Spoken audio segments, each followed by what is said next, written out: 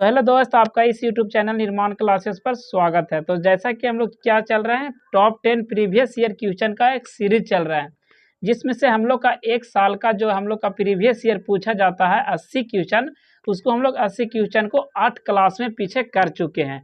अगर आप उससे अच्छे से नहीं देखे हैं तो सबसे पहले उसको देखिए, उसके बाद लगातार हमारे सीरीज को फॉलो कीजिए, जिससे क्या होगा कि आपको सभी जो ईयर में जो पूछा गया सवाल आपको याद हो जाएगा और आपका कॉन्फिडेंस बिल्डअप हो जाएगा। तो चलिए अपने क्लास को स्टार्ट करते हैं और अपने लक्ष्य को प्राप्ति की ओर ले जाते हैं। तो चलिए आज का क्वेश्चन हम लोग स्टार्ट करते हैं। पहला क्वेश्चन क्या कह रहा है, ब्यूटेन के कितने समावयवी संभव हैं?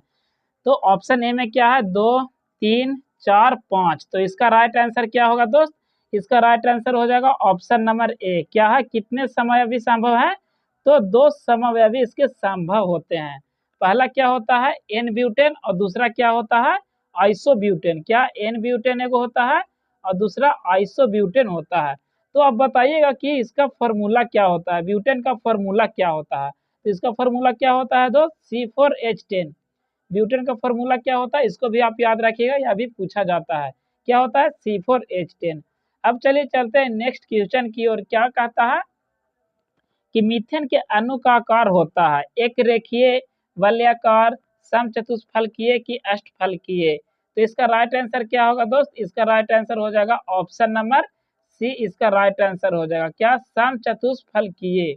क्या दोस्त, समचतुष्फलकीय। तो चलिए अब चलते हैं नेक्स्ट क्वेश्चन की ओर और समझते हैं। कार्बन यौगिकों में कार्बन की संयोजकता होती है।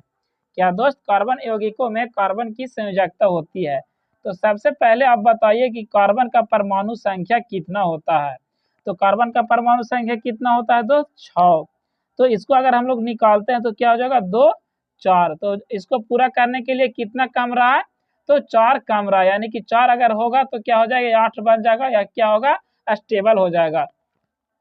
तो यानी कि कितना क्या हो सकता है, 4 संयोजकता होती है। लास्ट में कितना संयोजकता होती है, 4 संयोजकता होती है। तो इसका राइट आंसर क्या हो जाएगा, ऑप्शन नंबर डी इसका राइट आंसर होगा। तो चलिए चलते हैं हम नेक्स्ट क्वेश्चन की ओर और नेक्स्ट क्वेश्चन को हम लोग समझते हैं। तो 4 क्वेश्चन क्या कर रहा है, निम्न में से कौन संतृप्त हाइड्रोकार्बन है?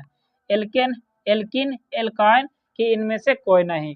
तो इसका राइट आंसर क्या होगा दोस्त? इसका राइट आंसर हो जाएगा ऑप्शन नंबर ए। क्या दोस्त, इसका राइट आंसर क्या होगा, ऑप्शन नंबर ए इसका राइट आंसर होगा। क्या, एल्केन। तो आप बताइएगा कि एल्केन का सूत्र क्या होता है। तो चलिए समझते हैं एल्केन का सूत्र क्या होता है, CnH2n+2। किसका सूत्र होता है, एल्केन का। एल्किन का सूत्र क्या होता है दोस्त, CnH2n। क्या होता है, ओनली CnH2n होता है।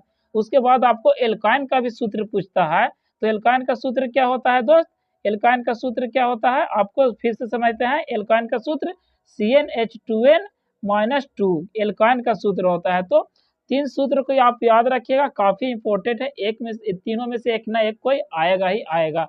पहला क्या है, एल्केन का सूत्र CnH2n+2 होता है। एल्किन का सूत्र CnH2n और एल्काइन का सूत्र CnH2n-2 होता है। अब चलिए चलते हैं नेक्स्ट क्वेश्चन की ओर। क्या कह रहा है, कह रहा है एथिलीन का IUPAC नाम है एथेन, एथाइन, एथिन कि इनमें से कोई नहीं। तो इसका राइट आंसर क्या हो जाएगा, ऑप्शन नंबर सी इसका राइट आंसर होगा। क्या दोस्त, एथिन। क्या होगा, एथिन। अब चलिए चलते हैं नेक्स्ट क्वेश्चन की ओर और 6 नंबर क्वेश्चन को हम लोग पढ़ते हैं।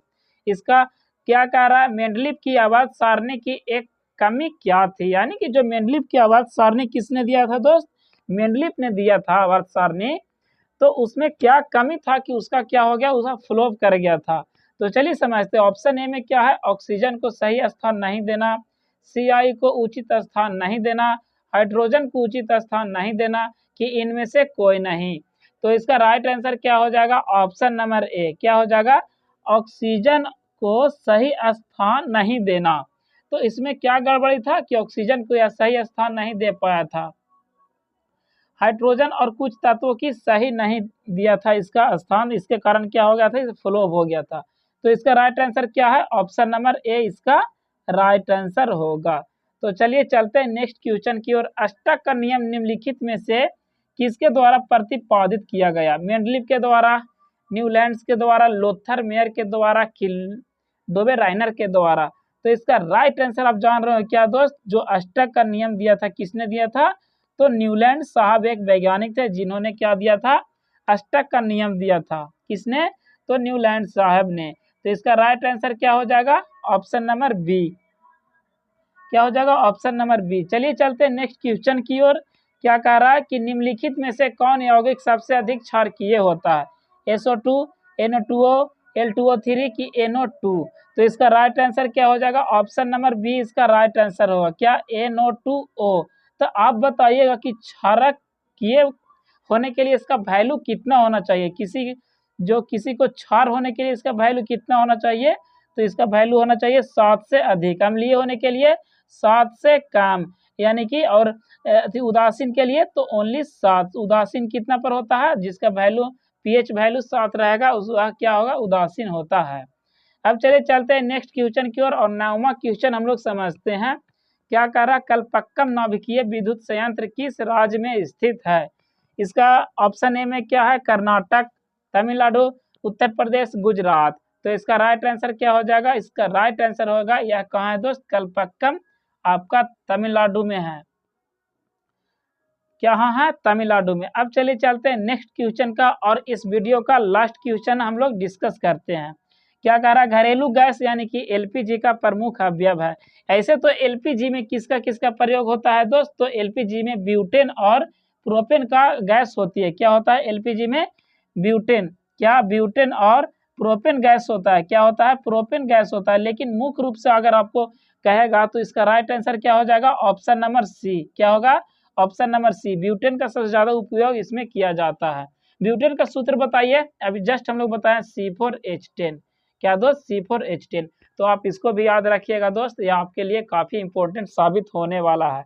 तो अगर आप इस सीरीज को डेली बेसिस पे फॉलो करते हैं तो यह आपके लिए रामबाण साबित होगा आपके एग्जाम में, आपके अच्छे मार्क्स लाने में। तो चलिए इस वीडियो में बस इतना ही, मिलते हैं आपसे नेक्स्ट वीडियो में अच्छे से एनर्जी के साथ और अच्छे से समझते हुए समझाते हुए।